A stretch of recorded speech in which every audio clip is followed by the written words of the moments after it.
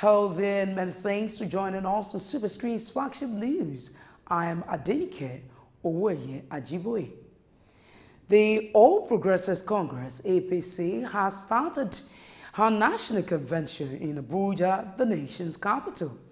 The convention is an elective kind that will feature the election of new leaders to run the affairs of the party for the next 4 years, aligned with its constitution. Report says adequate security arrangements are in place within and around the Eagle Square venue of the convention. Meanwhile, lawmaker representing Ondo North Senatorial District, Ajayi Boroface, said the convention will foster a closer relationship among party members. In a related development, the All Progressives Congress (APC) has affirmed Adams Oshiomhole as the new national chairman of the party. Oshiomhole was affirmed after he emerged the sole candidate for the position. The former Edo State governor was one of about 14 candidates affirmed unopposed by delegates at the national convention of the party in Abuja.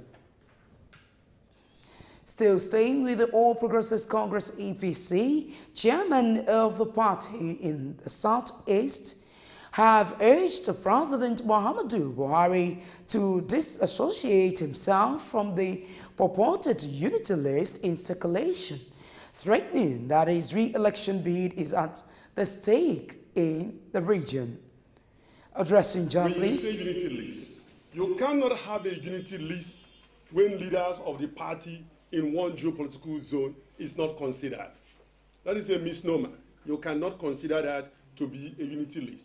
If you meet in a hall where you have just governors, and Southeast has just one governor, and that one governor is the only opinion you took out of 5 states, and you produce a list, that is not a unity list. In fact, that is a disunity list.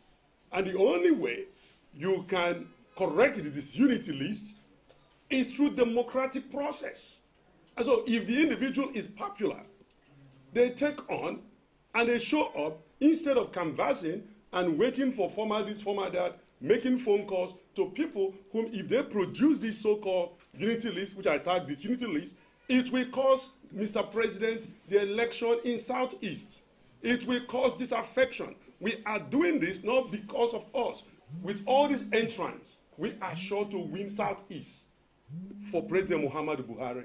There are not anyone putting up a unity list that failed to include, to be all-inclusive of our leaders.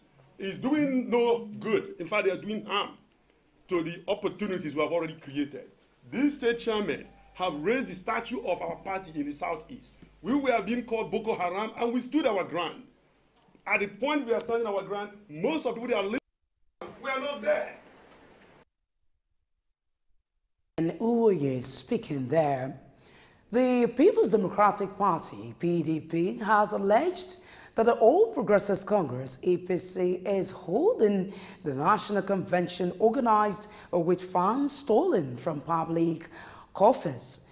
The PDP, in a statement signed by its National Publicity Secretary, Kola Olobodiyan, also claimed that the APC has become a laughingstock among Nigerians following the inability to resist the imposition of an individual overburdened by corruption allegation as its leader. The PDP also challenged the APC to deny allegations that the funds used in organizing the convention were siphoned from some federal agencies.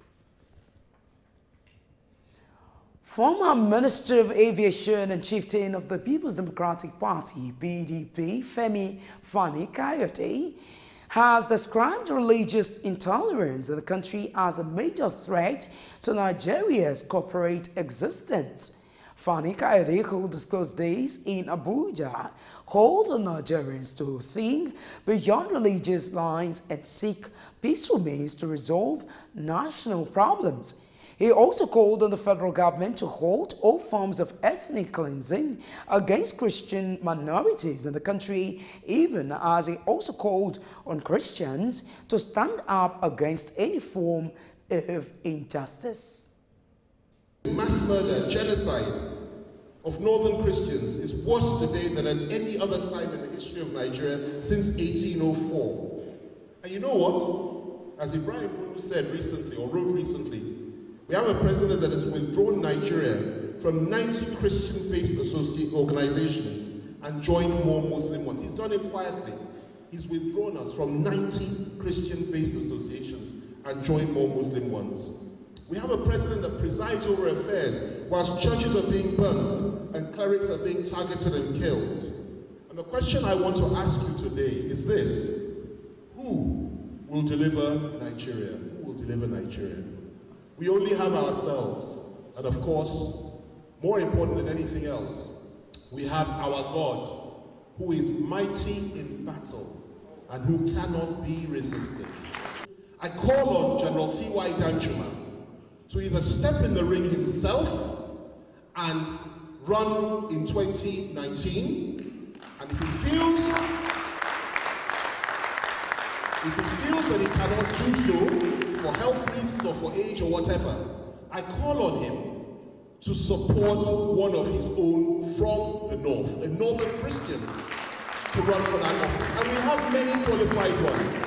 People like Governor Jan, and so many others in the northern part of this country, in the middle belt, that can stand up. And that would be a way of ameliorating the pain and taking away our fears. But no, Nigeria belongs to us all. PDP chieftain Femi Fani-Kayode speaking there. The Nigerian army says its men has killed 7 Boko Haram terrorists and recovered weapons in Azaya Kamari village in Mafa local government area of Borno State. Deputy Director of Public Relations, Theater Command, Operation Alafia Dole, Colonel Oyema Onwachuku, discussed this in Maiduguri. Onwachuku said the troops encountered the insurgents while conducting clearance operation at remote village around the Mafa town. He also said they overpowered the insurgents in the ensuing firefight, killing 7 of them, and also recovered 2 AK-47 rifles, 1 AK-56 rifle, and 7 rounds of 7.62 mm special ammunition. Into a very sad story, a container truck has collided with a car on Ikorodu Road, precisely on Ikban bus stop. The accident, which occurred at about 8 p.m. local time Friday, caused heavy traffic jam on the road. Our witness, who spoke to Superscreen, say the container truck hit the car from behind and later somersaulted 3 times before landing on the other lane. Many attributed the cause to brake failure of the container truck. The truck driver was careless. It's carelessness because if you watch it, it's hit from behind. So nothing. I've gone past him. I've gone like I left him way behind. He just come from my behind and he took me off. So nothing is. It tumbled now like 2-3 times, and look at the car. It tumbled 3 times? Yeah, like 3 times from this lane. I was on the other side. Brake failure. Seeing him that the brake has already failed, he was trying to struggle maybe to move to the other side. But the confusion with him and the confusion with this truck driver, you understand? So that makes the thing happen. He just crossed to the jam, something like that, sir. As at the time of filing this report, the truck driver was nowhere to be found, but these onlookers were quick to advise road users on safety measures. Before they move their car, they should ensure that the car is in order. They should ensure that they check the brakes and other necessary documents in order to avoid cases like this. And also, to the drivers coming in, they should be at alert when their brake fails, assuming that he has checked all those things that he meant to put into order. All these things would have happened. We understand with brake failure, you cannot always be in control of that, but it can be checked in terms of when you are a truck driver, you are trying to go on a trip, it is compulsory that you check your car brake and the rest, the fuel level and the rest. and also be cautious on the road, so that we know when trailer is going to have an accident. It's not only going to be about the trailer. How about the cars on the road? How about the human beings on the road? Let them try to be checking their brake and the hook of this particular container, so that anytime they leave a port, they see that their container is well tight and it's well kept, because all these container for today, container for tomorrow, it loses many people's life. You're still watching Superscreen News, now coming up in business. A river basin development authorities to be commercialized in Nigeria. Details of this and more coming up shortly.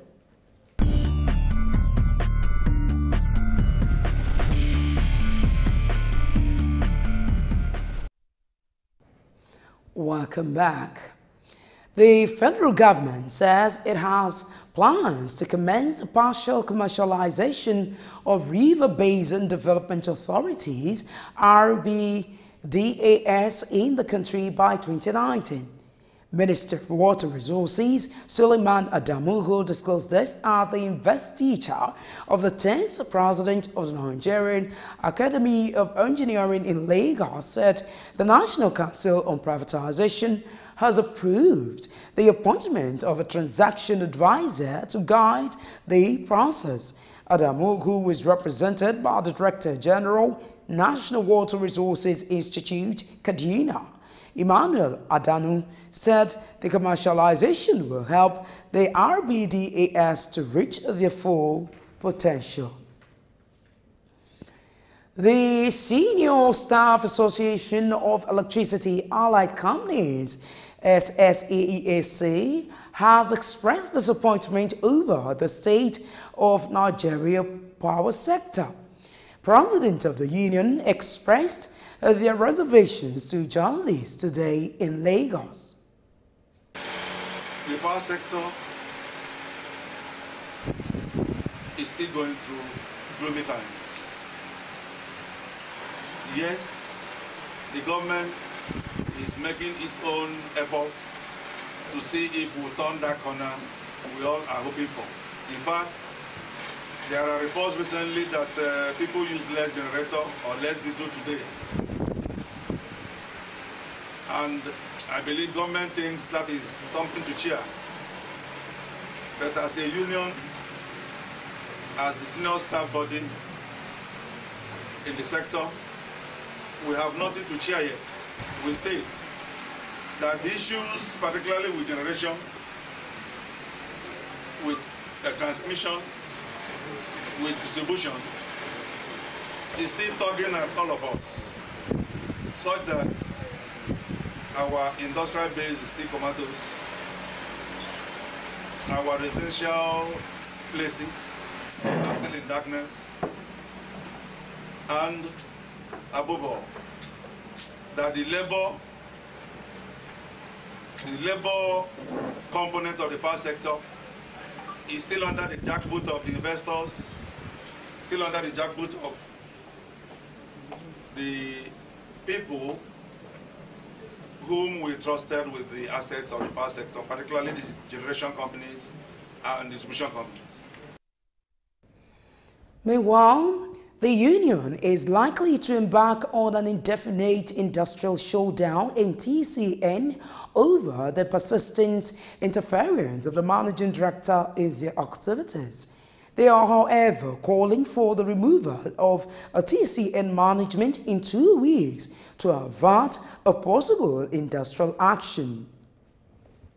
The union, because of the reason of suspension of each check-up, as in the letter written by the same MD, for reason of suspending statutory meetings, which is in the condition of service and as provided for in Labour Act, that management and unions must engage each other for interactions on sundry matters. Because of these 2 actions of stopping the check-up dues that should come naturally to the National Secretariat of the Union according to the Act, and for the action of interfering with the structure of the union, sponsoring, diverting the money that is meant to the union to sponsor a few members of the union that he has been sponsoring to go around to make it look as if there's a faction in this body. This association declared trade dispute with him. Consequently, the union has mobilized its members for a showdown. And for strategy reasons, that date will be communicated to you. President of SSAESC, Chris Okonkwo, speaking there. The federal government has emphasized the need to strengthen bilateral trade relations between Nigeria and Germany. Minister for Trade and Investment, Okechukwu Enelama, made the call at the Nigeria-German Business Forum held in Lagos. Correspondent Blessed Omonose tells us more. At the 7th Annual Nigerian-German Business Forum in Lagos, entrepreneurs, businessmen and women from both countries who converge here brainstorm on strategies to adapt to foster bilateral business relationship in trade benefits, potentials and opportunities. Addressing the forum, different speakers from both countries speak on the benefit of the bilateral relationships. For many years, for decades, China was deemed to be the manufacturing base of the world because it had a labor cost advantage. I believe Nigeria has that advantage now. We also have the advantage of a very youthful, very entrepreneurial population. So if you didn't know why you should come to Nigeria before, if you were forced by the ambassador or the delegation, I hope now that you understand that you made the decision for the right reason. Given the size of our population, it is also important that any growth that Nigeria has is inclusive, that we carry as many of our people as possible. It is important that we build a globally competitive economy, and it is important that that growth is driven largely by the private sector. Visits by presidents, top government officials and business leaders of both countries to strengthen the bilateral relations between Germany and Nigeria as the largest economies in Europe and Africa respectively. Socio-economic relations between both countries have improved significantly, and today Nigeria is Germany's largest trading partner in the ECOWAS sub-region and the second largest in sub-Saharan Africa, with a bilateral trade volume of 3.5 billion euros in 2016. In Nigeria, 85 German companies are currently employing over 10,000 direct staff and generating more than 1 billion euro turnover per year. The news about Nigeria is not always very positive in Europe, but I'm happy that quite a number of German companies are here. Those who have been here a while are still here, and quite a few of them are coming in. So I want to assure you, like I said, that there's plenty of opportunity in Nigeria. Don't go by the horrible statistics you hear about safety and so on. There's plenty of business to be done, and I encourage you while you're here to take maximum advantage of the opportunities there are. There are a number of Nigerian business people here who you can meet with, and leverage on your time here to strike up good relationships and do good business. Our business here in Nigeria has been growing steadily, both in sales and also in the number of local employees, and I can also, again, only say there might be hiccups on the road. We've had these hiccups in the past 2 or 3 years. Nevertheless, we as Bosch have steadily stayed on our course, and there's just no other way, as Nigeria is the biggest country in West Africa and one of the biggest economies in Africa, that we as a German company can ignore that. On the other hand, German ambassador to Nigeria, Dr. Bernard Slagic, and the Lagos State Governor Akinwumi Ambode urge government to improve on power, security and all the needs that will aid doing business in Nigeria. Economic growth and recovery plan, I mean, they improved the ease at doing business, but they, I think, are the low-hanging fruits. There is more to be done, and that they know. I mean, the investment climate in Nigeria, I mean, we have seen, I mean, they climbed up 12 ranks, but they are still at 140 or so. So I mean, there's a lot to go to reach number 1 or 2 or 3 or even 30. So that is for the government to do, and that is what the government knows. By creating the enabling environment, this is what we're doing, making business easy for people in Lagos State, ensuring that taxes are not killing anybody, harmonizing our taxes, putting power in place, like I said, we're going to do. So that's it. Just once business is easily done, land matters are sorted out easily, registration of businesses are done as quickly as we can and as swiftly as possible. I can assure you that businesses will come in and then it will thrive in Lagos State. With efforts geared towards deepening bilateral relations between both countries, the German government has been supporting market volumes in Nigeria. Still ahead on the news, United States President extends sanctions against North Korea. Details of these and more after this time out.